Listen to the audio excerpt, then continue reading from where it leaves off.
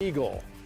And police in East Spencer say a man with a chainsaw cut down a large tree with the intention of having the falling tree crash through a brand new home. And that's exactly what they say happened. Thanks for staying with us here live at 5. I'm John Carter. I'm Siobhan Bryan. This story is just bizarre. The new house will now have to be torn down, according to the builder. That man now faces felony charges. WBTV's David Wisnett live on 3rd Street where this happened. So, David, do we know a possible motive here? Police say that there is some speculation, but nothing definite. But the builder says that the damage is so extensive inside and out that this $250,000 house that no one ever had the opportunity to call home will likely be torn down. Neighbors up the street didn't even realize what had happened. It's just unreal. I don't understand why someone would do something like that. I've never heard of such.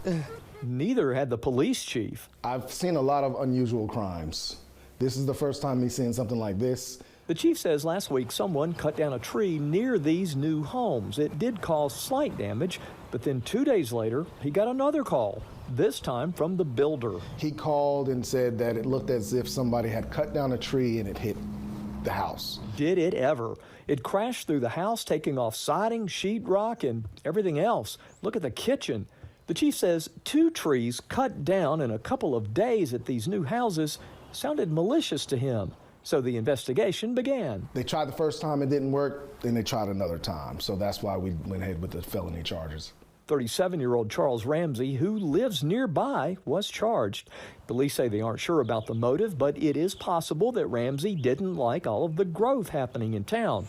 That's something we've been reporting on for months, how new homes were springing up on lots all over East Spencer. Most people welcome the growth, but I have heard some talks from residents here that just do not want the growth. And I don't know if that has anything to do with it or not. But neighbor Tiffany Johnson says something like this hurts everyone. And if they doing that, it pushes the value of the houses and neighborhood down. So it's very disappointing.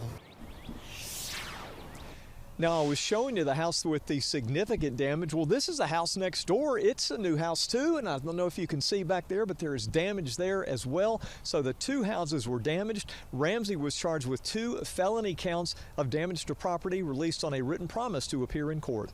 Live in East Spencer, David Wisnett, WBTV, on your side. You see damage like that, it's usually from a storm, not from someone with a chainsaw. Bizarre story. David, thank you. John? Well, live at 5, a crash.